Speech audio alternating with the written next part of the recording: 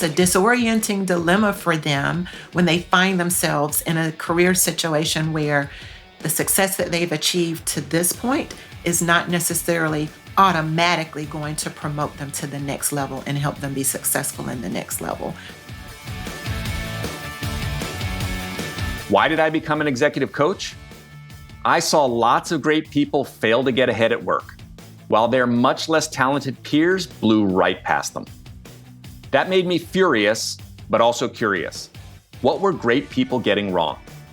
It came down to helping them re-examine what drove success, and then helping them make critical shifts, one hard truth at a time. Feel like you're doing everything you were told, but you're not moving ahead at work nor having the impact you seek? Then welcome to 97% Effective with Michael Winderoth, where we skip feel-good, happy talk and engage experts in pointed conversations about what it really takes to move the needle at work and your career. So if you feel stalled or frustrated, or seek that extra edge as you move to the next level, then look no further. This is the Hard Truths Playbook you never got.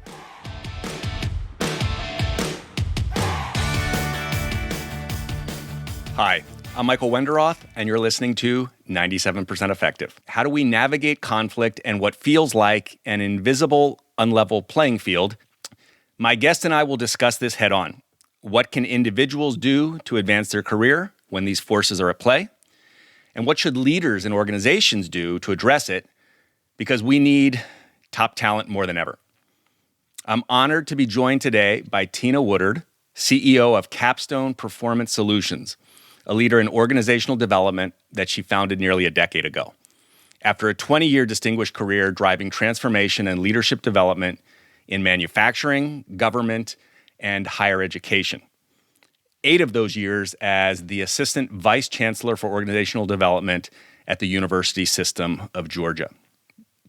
Dr. Woodard, who also goes by Dr. T, is a passionate advocate for youth, girls, and women, and giving back to the community. She holds a BS in Industrial Engineering and Master's in Human Resource Development, both from Clemson University, and earned her doctorate with honors in adult education from the University of Georgia. She's also a passionate lifelong learner, and that's how we got to know each other. Both of us trained at 3CP, Columbia University in New York's executive coaching program. Dr. T, glad to finally have you on as my guest here on 97% Effective. It is my pleasure to be here. Thank you so much for the invitation.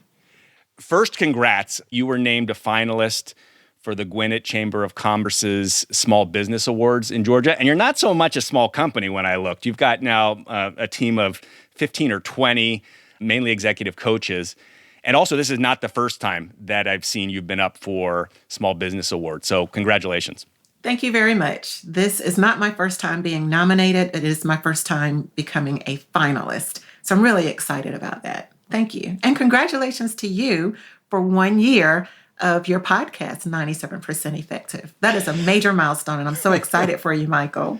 Thank you. And it took a year to get you on. So here we are. When we were in the Columbia program, the part that I remembered most, because it was part of your introduction when we met each other, tell us more about the I Am Beautiful organization that you founded, how that came to be and why it's important. I also saw back in 2016 that you attended the White House United States Women's Summit, and you were recognized for your work with I Am Beautiful. Tell us more about it. Yes. So, Michael, I come from a family of educators. My mother was my 6th grade teacher. My father was my high school physical science and chemistry teacher. My sister went on to become a biology teacher and a principal and an executive director of an alternative school. So you can imagine growing up, our conversations around the dinner table focused mainly around education and the state of youth. What was going well with the education system, what needed to change, just the plight of youth that we observed in our community, youth who were getting involved in selling and consuming harmful drugs, as well as joining gangs. They were dropping out of school. Truancy rates were high. And we were very quick to often say what the school system should do, what the superintendent should do, or what the government officials should do. But fast forward, when my sister and I became adults and we were still looking around and seeing the plight of youth in our respective communities, mine in Georgia and hers in South Carolina, we decided that it was no longer sufficient to point our fingers at others because we had reached a stage in life where we were able to provide tools, resources, and support to the young people in our respective communities and do our part. And so we were able to combine our resources, minimal as they were, fueled by our passion for helping youth. And we founded I Am Beautiful as a mentoring program for girls ages 6 to 18. And we execute our work with volunteers, women who have similar values and passion around giving back to the community to support girls. And we have been doing this type of work in terms of helping girls develop their leadership skills, become more confident, make better choices about their physical bodies, about their career choices, exposing them to college campuses and to other professionals in the respective fields of interest for them so that they could be exposed to those careers. And we've been doing it for 19 years now. And I need to update my bio because I am no longer the chief executive officer of the organization. And you may recall during our 3CP training at Columbia, I was struggling with needing to step away as the CEO of I Am Beautiful so I could focus more on my consulting business. And we found the most wonderful volunteer who was willing to step up into the executive director role for I Am Beautiful. And so she has been at the helm of the organization, leading us since 2021.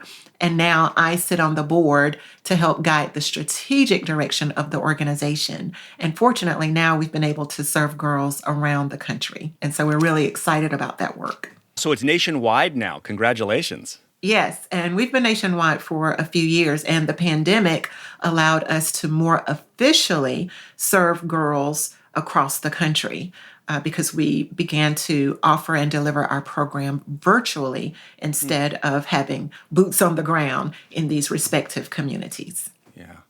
I didn't know all that. I'll call out a couple things. I mean, you're educator, now that I know your whole family and all of your degrees, but it did come through. As many people know, I'm a geek. When I Google scholared you because of your doctorate, I was interested in what you had done. The I Am Beautiful training manual is there in Google Scholar. So that's in some ways not surprising now, given your background. And also, which I think is foreshadowing a little bit of our discussion here, you very much work at this intersection with your consulting with the top of large organizations and how do they shape things, but also, which is very much represented in what you said with I Am Beautiful, sometimes you got to take things into your own hands and starting early with youth when things aren't being addressed. So very proactive there. So closing in on 20 years, I'm sure that's going to be a big party next year. Yes, it will be. And speaking of anniversaries, I just came back from the 60th anniversary of the Billie Jean King tennis tournament finals. And this was the first year that women will receive the same prize money as men.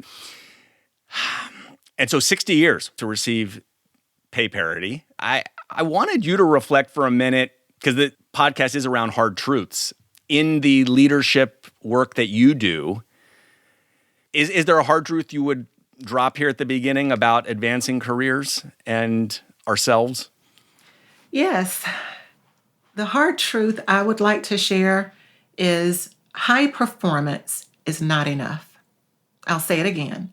High performance is not enough. You must become the initiator and the architect of your own career progression. I am delighted that this is the first year that women are going to receive the same prize as men. Long time coming. An American soccer player, Mia Hamm, said, "Celebrate what you've accomplished, but raise the bar a little higher each time you succeed. And so I hope that every organization, we will celebrate the fact that women are getting paid the same as men in this particular area of sports. But now, how can we broaden that and make sure that it is happening in every organization? And as it relates to our career, knowing that high performance is not enough, and I'm speaking that, Michael, from personal experience, because early in my career, I believed that if I came into an organization, worked really diligently to meet and even exceed the performance and productivity expectations, that someone would just happen to notice me and I would be promoted. And that was erroneous thinking on my part. There are so many other factors that affect your visibility, your promotability in an organization. But at the time, and this was a long time ago, I won't share my age, but it was a while ago, Michael. Don't worry, I'm right there with you. Today we hear of mentors, allies, sponsors, and all of that is great. But early in my career, I didn't necessarily have that. And a few years into my career as an engineer, I was working for a global corporation, and was caught up in a layoff. And that was an early, very hard lesson for me to learn that early in my career, that for corporations, there's no such thing as loyalty. They will indiscriminately engage in layoffs. And so we're doing ourselves a disservice when we rely solely on the organization to prepare a career path for us and to promote us into higher level positions. So again, we must become the initiator and the architect of our own career progression. And so Dr. T now, with all these years of executive coaching, organizational development, and consulting experience, if you were to go back and coach Tina, Yes. who's just graduated with a BS in industrial engineering in that company, what would have been the number one thing you would have pointed out or gotten her to think about differently? Yes, I would tell her to focus on networks and connections. The relationships we're able to establish inside and outside of the organization are crucial to our career progression. It's important to develop those relationships, Michael. Instead of waiting for someone to notice you and place you into a formal, structured mentoring program or leadership development program or a stretch assignment, it's important for us to develop relationships and make those connections with key people and leaders within the organization, and then begin to socialize our own career aspirations. Because the more we build those relationships, and sometimes you can form an organic mentoring relationship just by having frequent conversations with key leaders within the organization. So don't wait until you're formally enrolled or placed into a mentoring program. Take the initiative to reach out via email or whatever internal chat messaging system you may have. Or if you run into that leader in the elevator or in the hallway, strike up a conversation. Take the time to build a connection, build a relationship, so that you will have an opportunity to socialize your career aspirations, so that that individual may think of you when a position becomes available or an opportunity for further development becomes available. You will be top of mind for that individual because of the relationship. So performance is not enough. It's interesting. You reflecting on Tina back graduating from college. There are still lots of college grads who are going into companies believing performance is enough. Performance is not enough. And this very much goes right into the topic that we wanted to talk about today. A little bit of context. Usually you are working with CEOs and the C-suite. A bunch of college grads came to you knowing that you were an executive coach, and you took them on through some group coaching. And the question was, hey, really weird things are happening here to me. I'm not feeling I'm in charge of my career. Share a little bit about what you encountered and a presenting situation. So it was presented to me by my daughter. She is an early career engineer in a male dominated field. And I was able to connect with her on that level because I was also in her position as an engineer in a male dominated field. And so she, along with some of her peers and friends, were experiencing some conflict in the workplace, and not necessarily always conflict, but just challenges around how do we navigate this corporate environment, this professional realm that we're not really familiar with. And colleges don't necessarily always prepare individuals to navigate those spaces effectively. And I often found myself advising and coaching her, and then through her, advising and coaching her friends and her peers. And so I freely do that because it resonates with me, what they have experienced.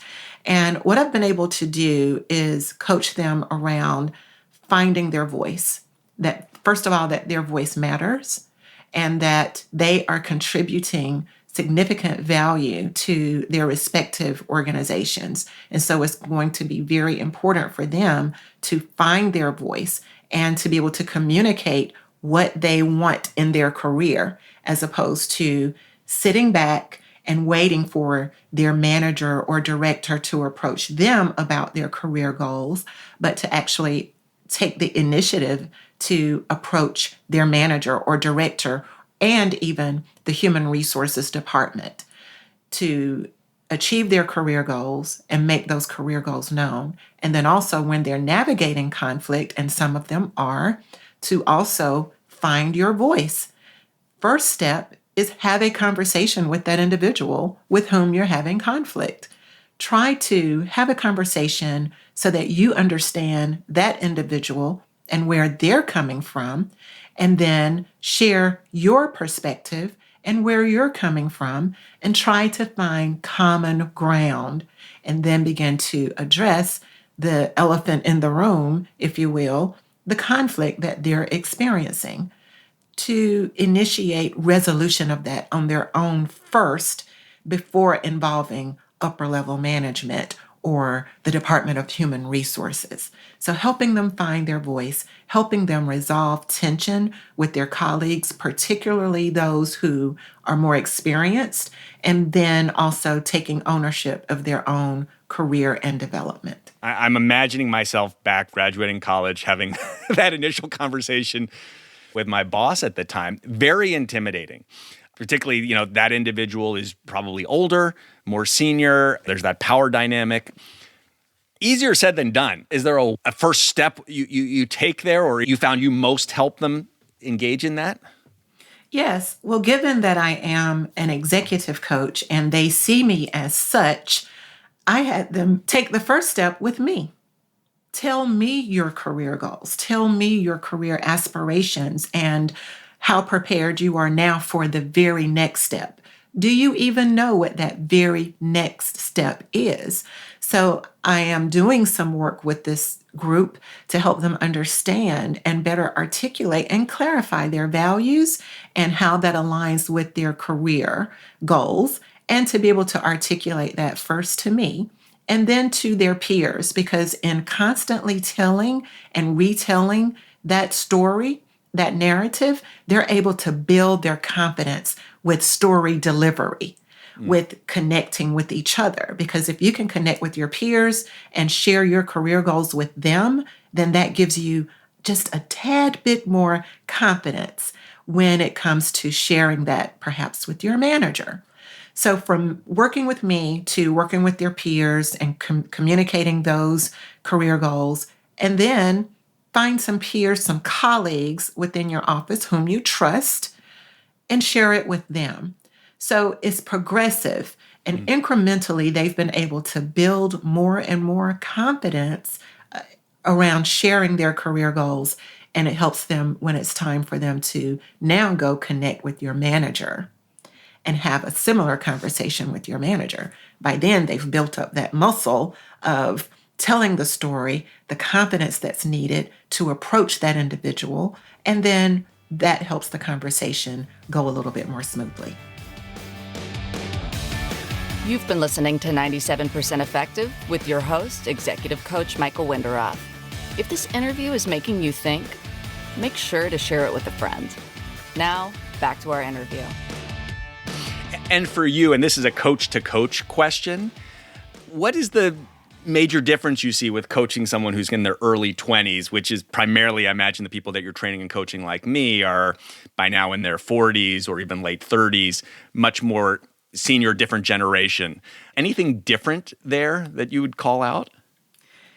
Absolutely, Michael. I am finding this group of early career professionals, they're more coachable.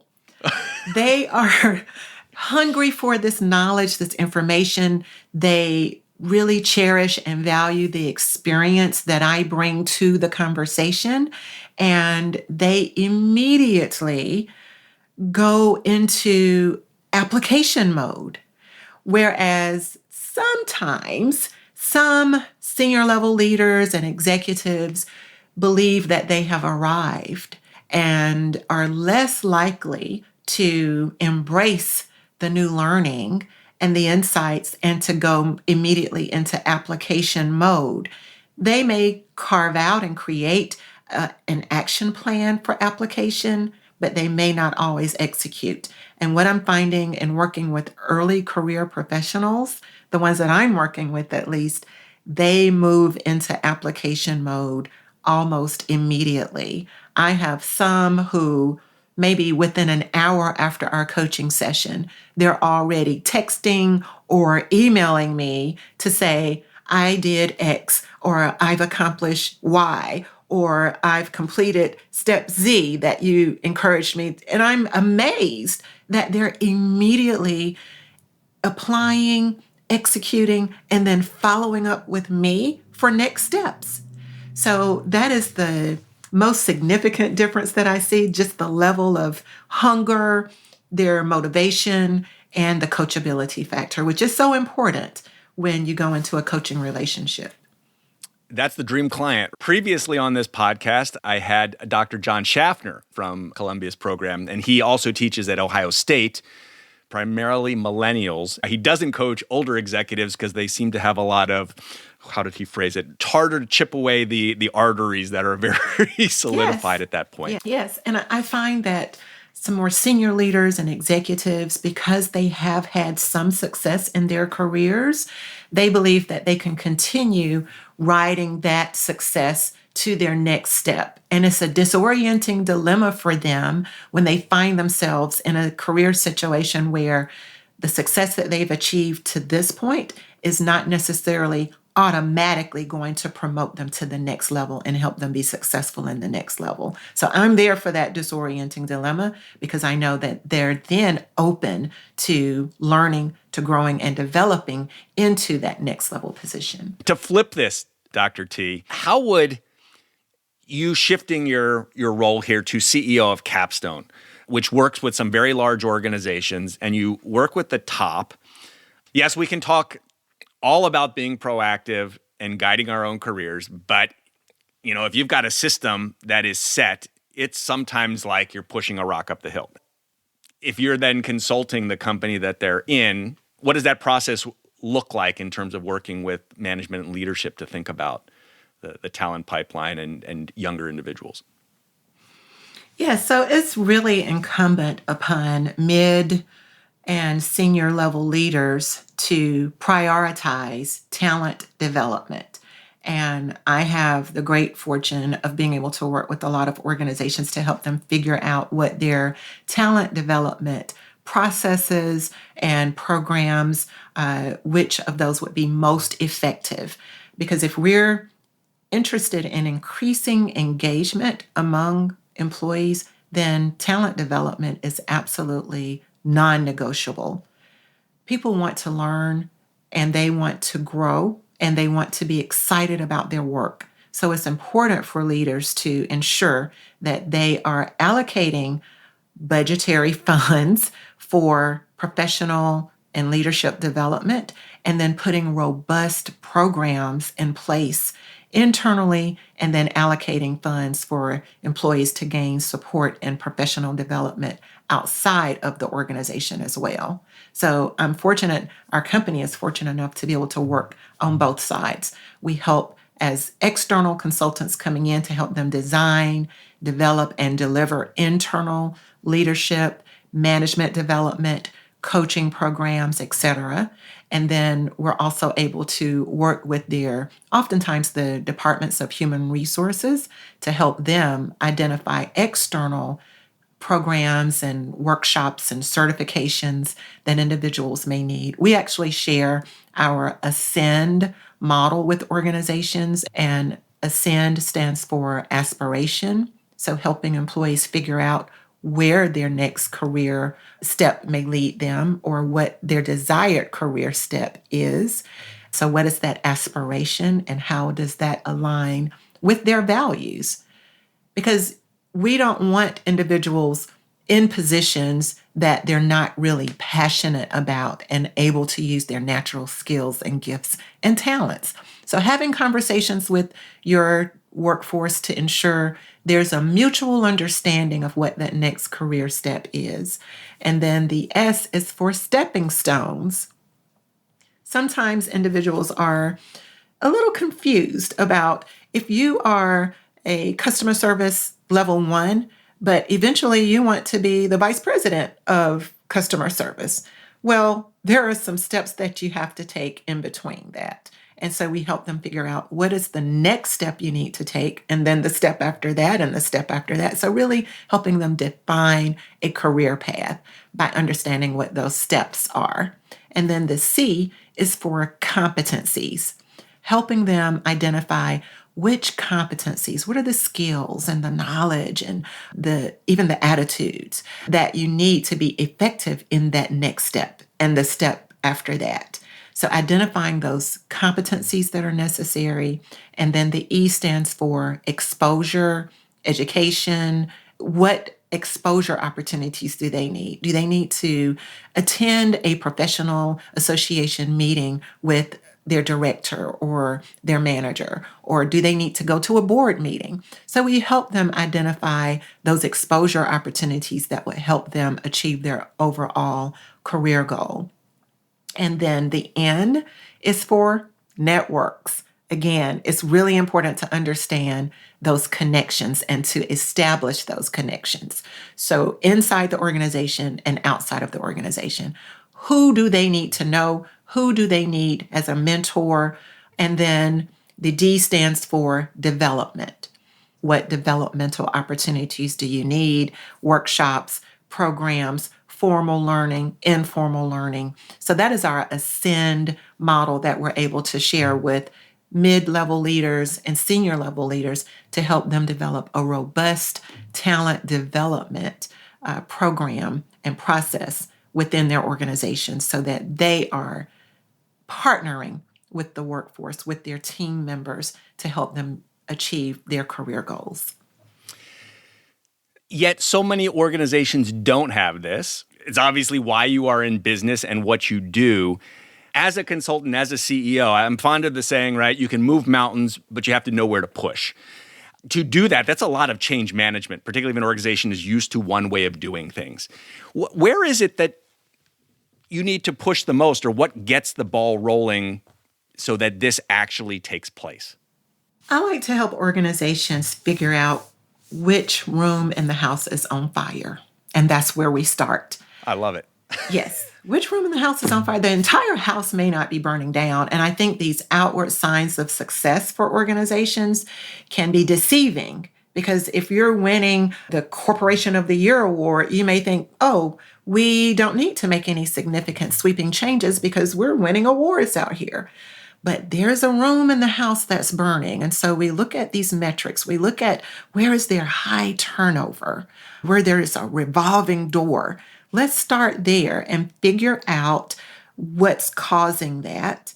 And then how can we better engage and motivate and support the employees in that particular area. And then what we're finding is when we see the fire is quenched in that room of the house, another room in the house that may have some embers, they're interested in, oh, what can we do? Because we're starting to see this trend of a revolving door as well in this division. So how can we adopt and adapt what's going on in this other room in the house that may be burning? And there's always, when we look very carefully, and we're able to methodically look very carefully using our proprietary organizational effectiveness assessment, that gives us insight in terms of leadership, culture, and strategy of the organization, which are the transformative elements of an organization. And then further, we're able to look at the more transactional factors, such as systems and processes, procedures, motivation, management, supervision, org structure. We help the organizations figure out which room in the house is burning, and let's quench that fire, and then make sure no other rooms in the house are set afire as well. And I want to call out, I'm hearing the CEO and the engineer, transactional vectors. Okay, I'm holding that one. We're going to come back to that. But which room in the house is on fire? So I think everyone is out there is thinking, right, in the organization they're in or they're leading, where is something going wrong in the company? So if you need a firefighter, there's Dr. T. But this bridges right into some of your background, and the transactional vectors, which you just alluded to, made me think of, you're an engineer. I don't see as many engineers who move into HR, let alone coaching. What does your engineering background bring to the work you do? It's really important. And the discipline of engineering that I studied is industrial. And industrial engineering and organizational development, I like to say they're cousins because they're so closely aligned in terms of the outcomes that they can produce within an organization. And so I didn't find that to be such a stretch. And I'll share with you what stimulated my interest in organizational development. While I was working as an engineer, I was responsible for a particular area in the manufacturing plant that I was working for at the time. And Michael, we really could not figure out why this particular area was underperforming. They were missing their shipping deadlines. They were sending parts that were poorly assembled.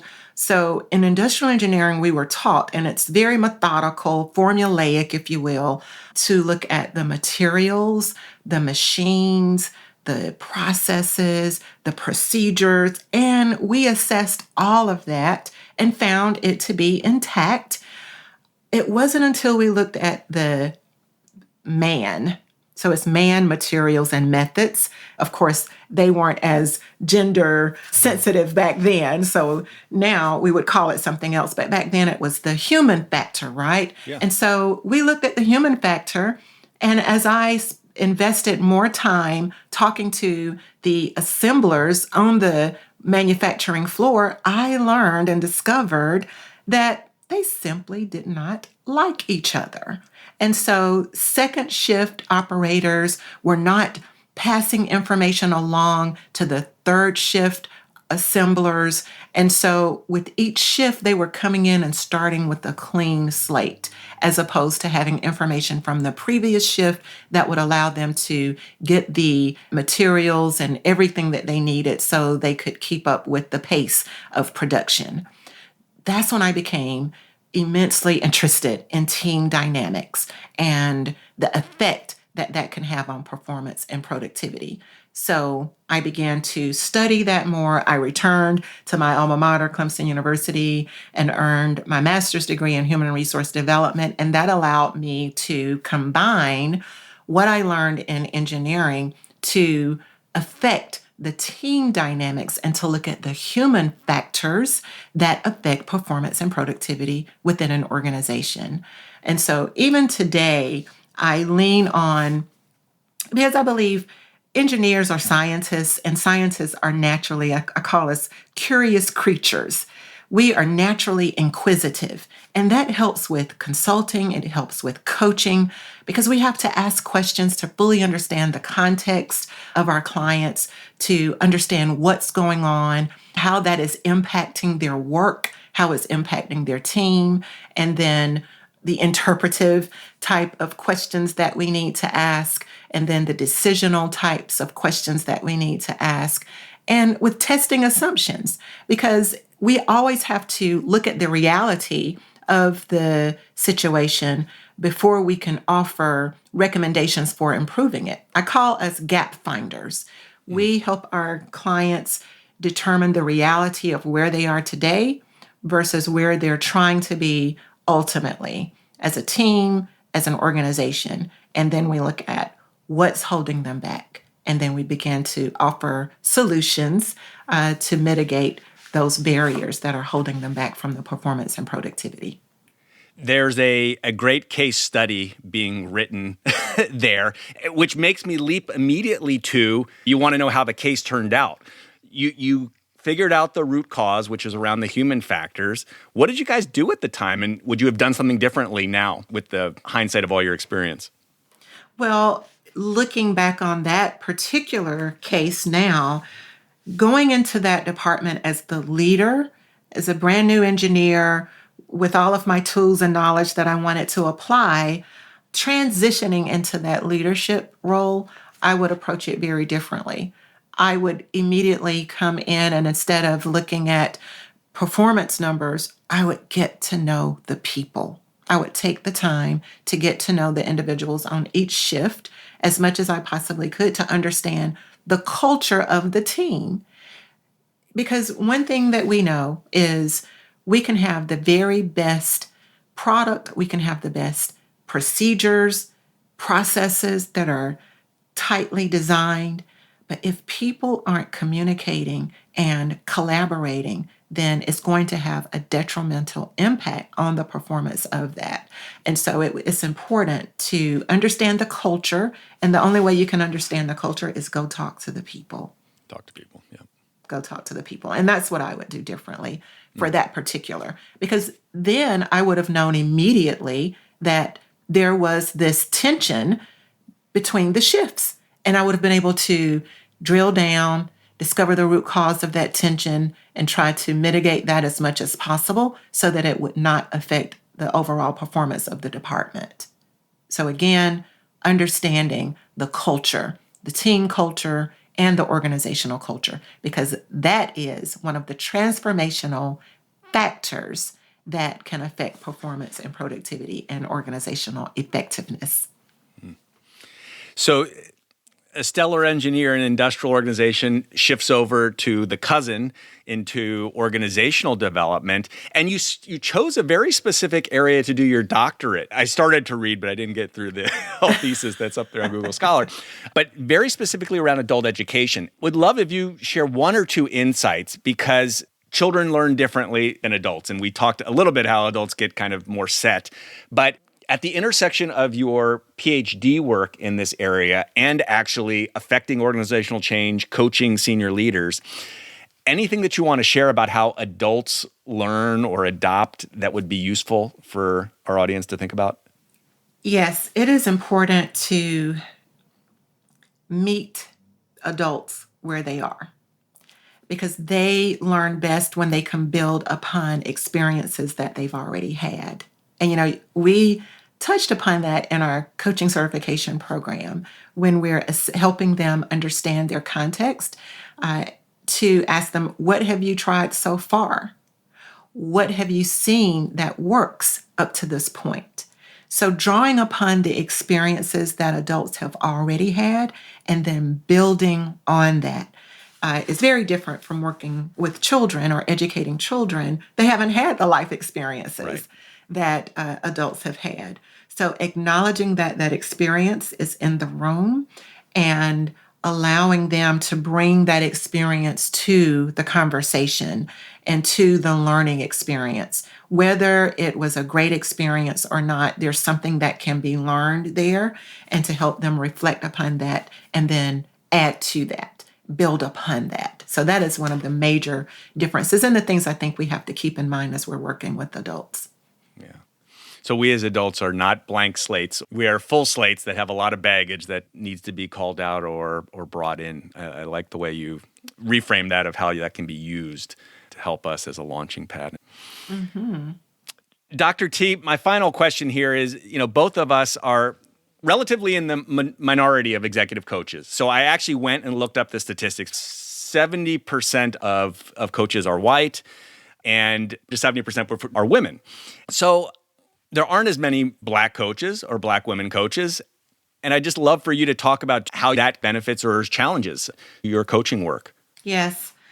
So naturally, as a Black female, when I have Black female clients, there's this connection that's there, a natural understanding of each other and of our plight, working in corporate spaces. And there's this instant connection there around how we are perceived sometimes in the workplace, as well as how we navigate those spaces, being very sensitive to avoiding stereotypes.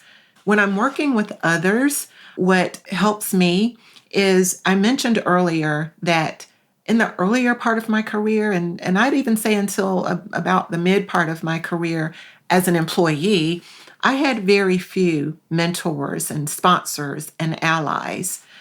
And I was able to, fortunately, create a path of my own and to figure some things out on my own and to make some pivotal transitions at crucial moments in my career that ultimately led me to where I am today. And so I believe the transitions that I was able to make from engineering into human resources, from working in manufacturing to working in government, and then from working into government to working in higher education.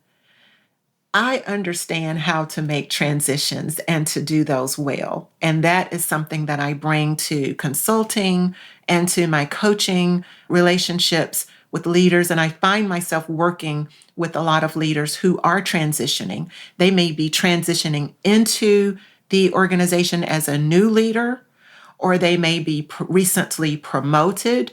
And so they're transitioning from being a peer to now leading and directing their peers. So I'm able to lean in on what I learned through the various transitions in my career because I had to figure a lot of things out on my own. I'm able to extract from that lessons that now support me in consulting and coaching with leaders who are also in transition. So the deficit of mentors and allies and sponsors actually helped me develop a muscle that I normally would not have had at that time in my career. And so I lean into that. I leverage that to now help other leaders who are also transitioning. Yeah, I think it's a wicked and powerful combination when you've been through it, right, in the corporate roles, and then you bring the academic side as well as the coaching and organizational development side. So it's really exciting to see and hear. Dr. T, any question I didn't ask that we should call out here at the end? Well, I think the conversation was quite comprehensive, Michael, and I would love to follow up in the future if there are some additional questions that may come from your audience. And I will direct those to you, or we'll have you on for another show as we look at what topics emerge. Dr. T, where do people reach you to see your work, read your materials, hear you speak, or engage you in training or coaching? Michael, earlier this year, we launched the Leadership Excellence Forum. These are monthly conversations that we have with leaders, and it's open to the public. If you follow me on LinkedIn or follow Capstone Performance Solutions, Inc. on LinkedIn. We offer these spaces monthly for leaders to convene in a psychologically safe environment to be able to dialogue around challenges and opportunities and how to improve and enhance our leadership skills and capacities. And that's one way that people can engage with us and with me personally, because I'm always present answering questions. We invite anyone who'd like to participate. Please visit our website, capstonesolutionsinc.com, to learn more, to subscribe to our newsletter so that you will have all of the information you need for our next Leadership Excellence Forum. We are going to do our first live Leadership Excellence Forum during Women's History Month because we are a woman-owned business, and it's also going to be the 8th anniversary of our business, and that's going to be held here in the Atlanta area on March 7th in celebration of Women's History Month. So I would like to invite your audience to mark your calendars to participate in that as well. Awesome. Dr. Tina Woodard, Dr. T, CEO and founder of Capstone Performance Solutions. Tina, Dr. T, has been awesome to have you. Thank you so much today. Thank you, Michael. It was a pleasure. I enjoyed it. Thanks for listening to 97% Effective, where we skip happy talk and help you break through and ascend one hard truth at a time.